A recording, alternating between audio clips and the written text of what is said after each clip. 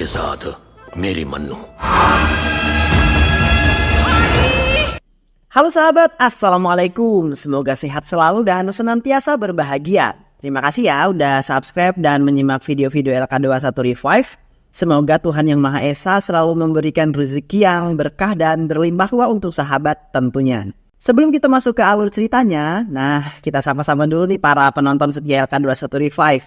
Terima kasih buat Dan MZ YT dari Sumba, Ade Denis dari Garut, Komang Budiana dari Bali, Semi dari Papua, Al-Huda dari Kalianda Lampung, Wiwi Astuti Asep Saputra dari Jambi, Zen dari Situbondo, Udit Opo dari Kalimantan.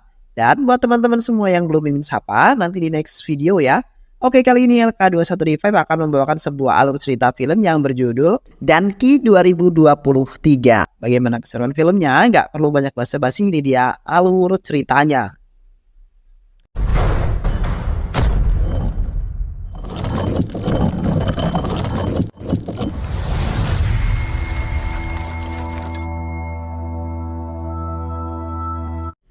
Pada tahun 2020 ada seorang pasien di rumah sakit London yang bernama Manu Randawa yang sudah bangkotan. Seperti biasanya, petugas pembersih ruangan datang untuk membersihkan sebuah kamar, dan di samping itu Manu bangun dan melihat rokok di kantong pria tersebut dan ia langsung mengambilnya langsung. Setelah petugas sudah mengetahuinya, lalu ia berkata, "Jangan merokok di ruangan ini." Manu pun menyogok pria itu dengan uang agar membawanya keluar dari rumah sakit agar ia bisa merokok. Petugas itu pun kemudian menengok ke kanan dan ke kiri untuk memastikan gak ada orang yang mengetahuinya. Lalu ia membawa Manu keluar dari rumah sakit tersebut. Manu pun mempunyai ide agar bisa kabur dan memerintah pria tersebut untuk melihat sekeliling apakah aman atau tidak. Di saat pria tersebut melihat sekeliling, kesempatan emas bagi Manu untuk kabur. Ketika pria itu membalikan badan, Manu pun sudah kabur melarikan diri. Di dalam perjalanan, Manu membawa kantong infus dan ia diliatin sama banyak orang-orang di sana tentunya. Manu berjalan untuk mencari seseorang pengacara imigrasi yang bernama Puru Patel. Lalu setelah ia sampai ke tempat pengacara imigrasi, lalu dia meminta bantuan untuk menghubungkan dirinya dengan mantan kekasihnya Hadrayal, atau bisa disebut Hardi atau bisa disebut Sing Dilon. Di Laltu, Punjab sedang mengadakan sebuah perlombaan lari yang dimana Hardi adalah salah satu peserta dalam perlombaan tersebut. Di dalam perlombaan itu tiba-tiba ada seorang yang menelpon salah seorang pria, lalu ia mengatakan bahwa saya adalah Manu dan saya ingin sekali mengobrol dengan Hardi, mantan kekasihku. Perlombaan pun dimulai. Hardi yang berada di barisan yang ke-6, Hardi pun berusaha berlari sekencang mungkin agar berada di paling depan. Di sisi itu pria yang mendapat telepon dari Manu berusaha memanggil Hardi karena Manu telah menelponnya. Seketika Hardi yang sedang lari berhenti dan langsung menghampiri pria tersebut. Padahal sebentar lagi si Hardi ini mencapai finishnya. Ya namanya juga cinta ya, apapun pekerjaan yang kita kerjain demi cinta pasti kita tinggalin. Hardi yang sudah kolot seneng banget ketika menerima telepon Manu setelah 25 tahun lamanya. Dia meminta untuk menemui di Dubai sehingga dia bisa membawanya kembali ke India melalui rute Danki karena ia tidak bisa mendapatkan telepon visa India. Setelah itu Manu menemui teman-temannya yang bernama Bugu dan Bali kalau dia ingin kembali ke India. Mereka pun mengikuti Manu dan menjual toko mereka karena mereka ingin kembali ke Laltu di India. Terus mereka berangkat bersama-sama ke bandara. Pada tahun 1995, Manu dan teman-temannya dulu tinggal di Laltu dan ingin bermigrasi ke London untuk kehidupan yang lebih baik karena miskin dan tidak berpendidikan. Mereka pun pergi ke kantor imigrasi yang bernama England untuk mendapatkan visa. Sampainya di sana ia berbincang-bincang dengan bapak itu dengan cukup lama. Akhirnya mereka tidak mendapatkan visa meskipun berbagai metode telah dicoba.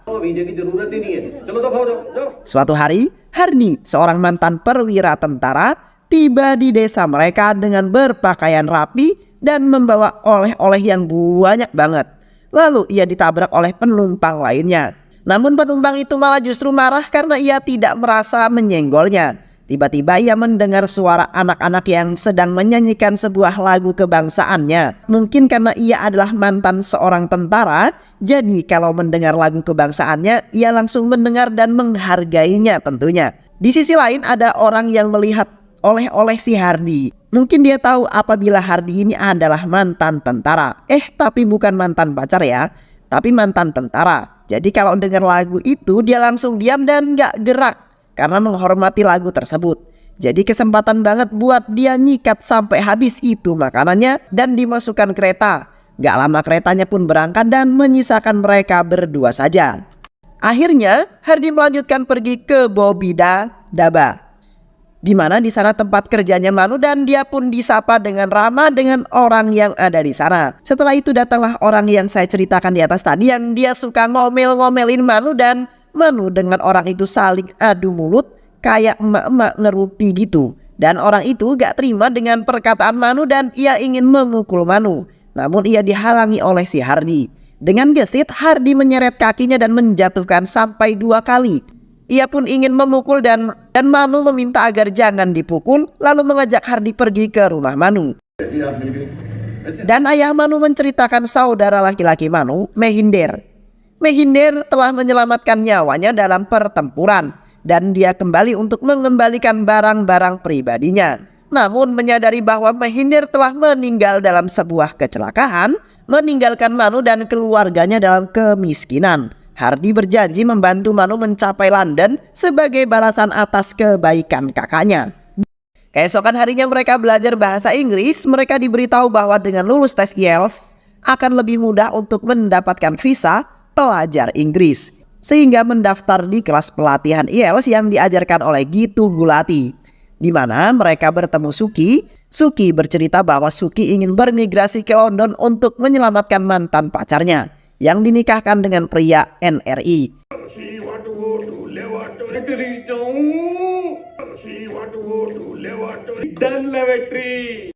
Di malam harinya mereka mengadakan pesta minum yang di sana ada Hardy dan teman-teman Suki pun ikut serta. Dan ia menceritakan mantan kekasihnya dengan perasaan yang sangat sedih. Ia ingin sekali ke London dan menyelamatkan mantan kekasihnya itu. Keesokan harinya mereka sekolah dengan agak sedikit mabuk dan Suki diperintah untuk berbicara bahasa Inggris. Tapi karena masih mabuk jadi agak melenceng. Pak Gitu Gulati mendekati meja mereka karena melihat Hardy tidur dan diperintahkan Hardy untuk bicara bahasa Inggris. Karena masih mabuk jadi agak ngawur ngomongnya. Di sana orang-orang pada tertawa maupun merasa kesal dan mengajak Hardy untuk keluar. Keesokan harinya saat di kelas, Suki memberitahu kepada Pak Gitu Gulati kalau ia sudah bisa bicara bahasa Inggris. Dan Pak Guru terheran siapa yang mengajarkannya. Ternyata Hardy lah yang mengajarkannya dan Pak Gitu Gulati mengucapkan terima kasih kepada Hardy.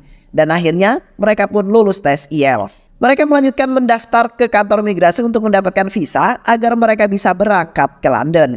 Dugu yang sedang memasuki ruangan ia sangat bertingkah aneh karena ia tak disuruh duduk. Ia maju mundur sampai menabrak dinding kaca. Manu ia diajak ngobrol pakai bahasa Inggris, tapi dia ngejelasinnya sama menjawabnya campur bahasa antara Inggris sama India. Aneh tapi nyata. Dan orang yang mengetesnya agak kebingungan banget. Bali pas ditanya dia jawabnya rocos terus pakai bahasa Inggris sampai dia nepak meja. Kembali ke Dugu yang dia disuruh membaca tulisan tapi dia agak bisa baca, malah dia diajarin sama yang ngetes dan dia langsung disuruh keluar ruangan. Giliran Hardy yang dikasih waktu untuk ngomong bahasa Inggris. Pas dia dikasih waktu untuk ngomong, dia cuma mengulangi perkataan satu kalimat terus diulang-ulang dan dia sepertinya menghasut orang yang ngetes.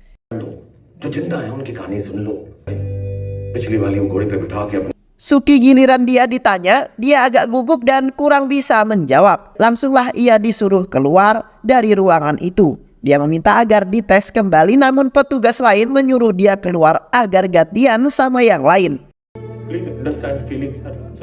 Keesokan harinya papan pengumuman datang dan di sana sudah ramai orang-orang yang menunggu pengumuman tersebut.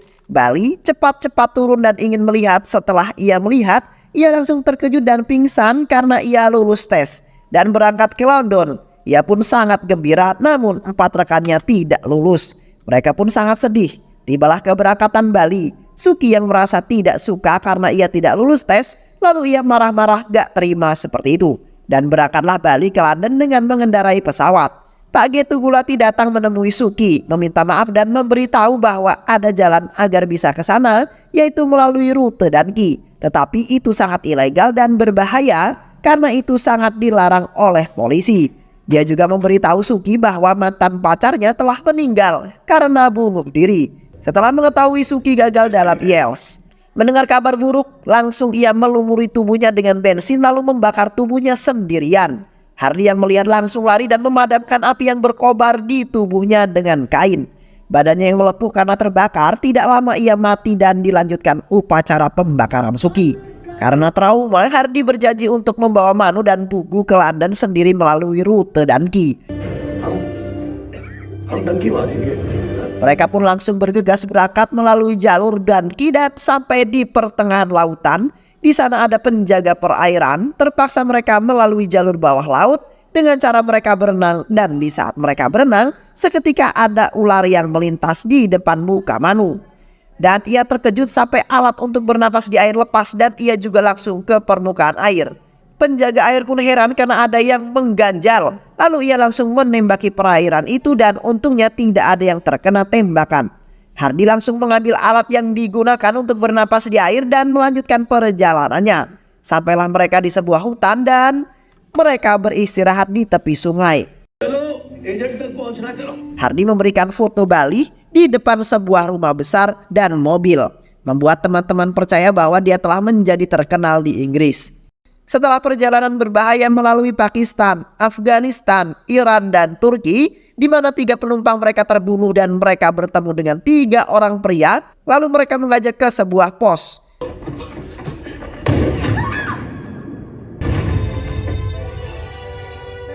Mereka tinggal lalu Manu disuruh bosnya untuk masuk ke sebuah tenda karena ingin diperkaos. Dan dia ditemani oleh Hardy, ia bermain cukup pintar. Akhirnya Hardy menyelamatkan Manu dari sebuah pelecehan seksual dan membunuh bos dan anak buahnya. Mereka membakar jasad 3 penumpang tadi dan meneruskan perjalanannya dengan menumpang kereta batu bara. Hardy berjanji akan membawa mereka sampai ke London, melewati jalan bersalju yang dingin, hutan, dan mereka menumpang di kapal pengangkut barang-barang. Akhirnya mereka mencapai London, lalu Dugu bertanya kepada seseorang karena tidak percaya, lalu ia kegirangan bahwa dia sudah berada di London, di mana mereka menemukan Bali bekerja sebagai patung hidup. Bali membawa mereka bersamanya ke tempat dia tinggal, di mana mereka menyadari bahwa foto yang dikirimkan adalah palsu dan dia sebenarnya hidup dari mulut ke mulut. Di Inggris dan berbagai rumah kecil bobrok dengan sejumlah imigran ilegal lainnya yang tidur di ranjang susun dan terus-menerus takut ketahuan oleh polisi dan otoritas imigrasi. Hardy sangat marah sekali setelah mengetahui ini semua. Dia melakukan seperti itu agar mereka bahagia dan senang. Namun harus bagaimana lagi yang saya lakukan sekarang? Bali berusaha mencari pekerjaan sedangkan Dugu ia menjual foto-foto dan Manu ia menjadi tukang bersih-bersih di mall. Pada suatu malam polisi mengendap-endap untuk mengecek lokasi yang mereka tempati. Beruntungnya Hardy masih belum tidur dan dengan diam-diam ia membangunkan teman-temannya untuk kabur dengan tidak bersuara. Akhirnya mereka berhasil meloloskan diri dari buronan polisi. Mereka bersembunyi di suatu pemakaman. Hardy dan Manu bertengkar. Ia sangat menyesal datang ke London dengan melalui jalur Danki. Mereka sudah susah payah melewati hal-hal yang mengerikan dan menewaskan 3 penumpang. Ia kira di sini akan hidup enak dan nyaman, ternyata malah hidup seperti gelandangan. Manu memujuk Hardy untuk berusaha agar kita bisa hidup apa yang kita impikan dahulu. Lalu mereka bertemu pengacara Puru Patel dan meminta pendapat bagaimana solusinya. Ia menyarankan Manu untuk melakukan pernikahan palsu sebagai cara mudah untuk mendapatkan kewarganegaraan Inggris. Manu setuju dan menikah dengan seorang pecandu narkoboy. Saat berada di gereja, Hardy sangat marah dengan upaya pecandu narkoboy tersebut untuk mencium Manu. Dan mereka terlibat dalam perkelahian sehingga mereka berdua ditangkap di pengadilan.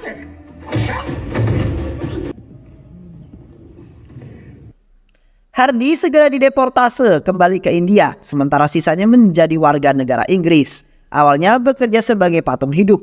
Manu bersedia atas kembalinya Hardy ke India. Namun Manu berjanji, aku pasti akan kembali jika aku sudah menjadi orang yang sukses. Selama 2 tahun akhirnya mereka bertemu di bandara. Hardy dan Manu walaupun sudah tua, mereka belum juga menikah. Manu memberitahu Hardy bahwa dia ingin kembali ke rumah karena dia sekarat karena tumor otak. Mereka melaksanakan perjalanan kembali ke Laltu dengan rasa penuh gembira sekali. Begitu mereka sampai di Laltu, Manu terkejut mengetahui bahwa Hardy tidak pernah menikah karena cinta padanya. Tak lama setelah Hardy melamarnya, Manu meninggal karena penyakitnya. Patah hati, Hardy menyerahkan cincin pertunangan ke tangannya dan memeluknya sambil menonton kembang api di malam Diwali.